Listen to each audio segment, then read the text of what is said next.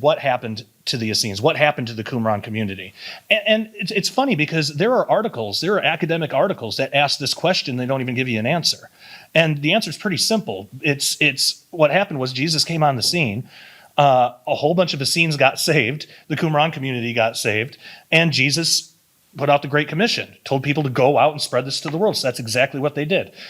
They hid the scrolls in the cave. There's actually an interesting reason for that. There's practical reasons, of course, because of Rome and all that.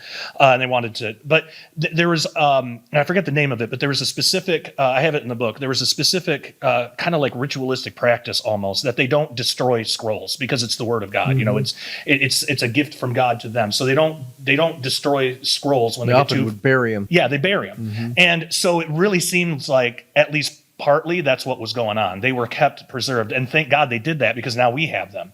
But so that's one of the most interesting things is that they went out, took the Great Commission seriously, preached the gospel, and that's how we heard the gospel. So we're the beneficiaries of the Essenes. That doesn't make us Essenes. We're Christians. Mm-hmm. Essenes converted to Christianity because the Essenes weren't perfect either. They had to be corrected on some things, not nearly as much as the Pharisees and Sadducees. But for example, one thing, they took oaths really seriously, which, we should. There's nothing wrong with that. But in some of their writing, I mean, they would get to the point where, like, even in their rules and stuff, like if somebody breaks an oath or if somebody does this certain thing, you basically ostracize them. And there's almost to the point of like hating them. And it's funny because it reminds me of when Jesus and when they went to the Samaritans and they were like, should we just rain fire and just kill all these guys? Right. But that's how they were, and they were likely Essenes too. That's how they were taught as Essenes. They were taught just kind of in that way. And Jesus was like, no. you need some correction too. So and that's one of the things I wanted to get across in the book. It's not that, we're not Essenes. We shouldn't look at the Dead Sea Scrolls and think that we're going to convert to Essenes. We're Essene is like pre-Christianity almost. They needed some correction as well, and not as major theological stuff as like the Pharisees or Sadducees would have needed, but on some things they weren't quite there. Jesus got them there. But it's interesting just the context of how we got the gospel, how the gospel was originally presented, what that people group were looking forward to even before Christ was born. All of that, I mean, it just adds so much context and richness to our history and to Jewish history.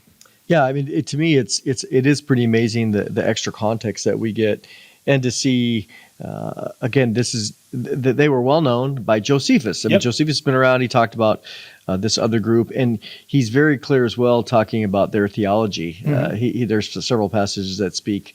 They were very strongly the sovereignty of God. They believed strongly in predestination. Yep. Some of these other interesting things, in contrast to the Pharisees and the Sadducees. You have a chapter in the book on the Dead Sea Scrolls and the New Testament. Mm-hmm. Let's talk about that. I mean, what connections are there between the New Testament and what was discovered in the Dead Sea Scrolls? Yeah, well, amazingly, a lot of it is that some of the apostles were likely Essenes as well. You just need to look at their theology, their teachings, and even the stuff, like I mentioned before, the stuff that they needed to be corrected on. So it's amazing that even though we don't get the word Essene in the New Testament, we still get them as people. So in that chapter was where I talked about how Paul likely converted to Essene theology. I mean, of course, Christian, but at that time they were kind of one and the same. They were like the Essenes were becoming Christian. But so all the Damascus stuff that we talked about before, but also Paul said that he was gone for like 3 years. Mm-hmm. Well, the Essenes it was either community rule or Damascus document. I think it's community rule, but I have it in book. But in there, they describe what their process is for a new initiate. If somebody wants to become part of the Qumran community, what do they have to do? And there are certain oaths, but it's a 3-year-long process. And so with the Damascus stuff, and I mean, you think about it, Paul started as a Pharisee. He certainly didn't end that way. So if you're Paul and you're a Pharisee and you're so much a Pharisee that you're slaughtering other people because you think you're doing what God wants you to do, and then you're on a path to maybe Qumran, you're on this path to Damascus, and then you see Jesus, and he confronts you, and you realize, oh my gosh, I've been wrong. The Essenes were right. Well, what are you going to do? You're probably going to go want to try to join up with them. And so I don't think that 3-year thing is an accident. I don't think anything that's mentioned in the Bible is an accident, like even the locusts, like all this stuff.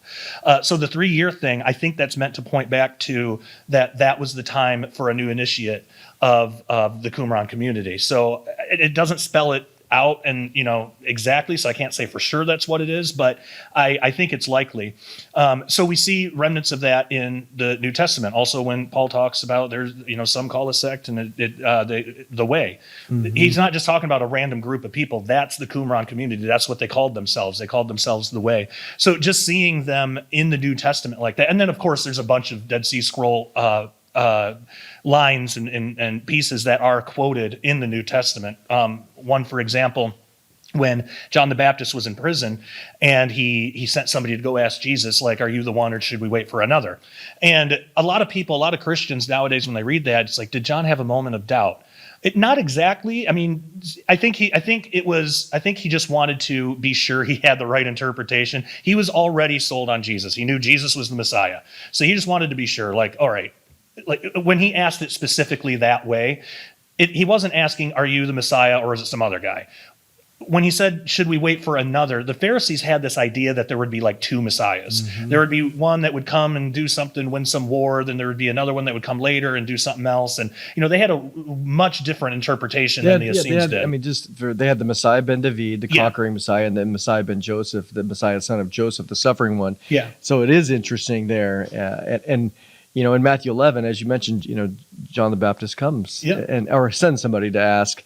But yeah, I mean, I know what you're talking about. So let's this is good. I remember writing a paper on this. So I mean, you did? Yeah. Every time we do these, I find out you've written papers and articles on all this stuff that I've studied. You're going to start thinking I'm stealing this stuff from you. This is good. But to talk about this, because I think this particular question in Matthew 11 is very, very important. Very. Yeah. So he wasn't asking, like, are you the Messiah or is it somebody else? Basically, what he was asking is, like, are the Essenes right or are the Pharisees right? I just want to be sure. Like, is there going to be another, or are you it? Or did the Essenes got it right? Because the Essenes just believed that there was going to be one Messiah, 2 comings, which is interesting because it's written in, I think it's 11Q Melchizedek or one of these. I have it in the book again, but it's specifically written what the Messiah was going to come and do, and that he was going to die for transgressions or something. They didn't have all of it, but they had a lot more than the Pharisees did. So what's interesting is, what answer does Jesus give back to go send to John? He says, well, basically, here's the list of things that the Messiah is prophesied to do. Tell him I've done these. Tell him what you've seen. And all of them make sense. I think there's 6 of them. All of them except one is from the Old Testament. There's one, though, that's not from the Old Testament, and it's raising the dead. So nowhere in the Old Testament is it prophesied that the Messiah is going to raise the dead when he comes back. But Jesus was using that as proof. Well, why? Well, because that was from a Dead Sea Scroll called, I believe it was the Messianic Apocalypse. Yeah, MM6 or something like that. Yeah, and in that, there's a specific prophecy that the Messiah will raise the dead. So in saying that, he's telling John, like, don't worry, like, you got it right. That's correct. The Essene interpretation is you have it right. You don't got to wait for another on the one.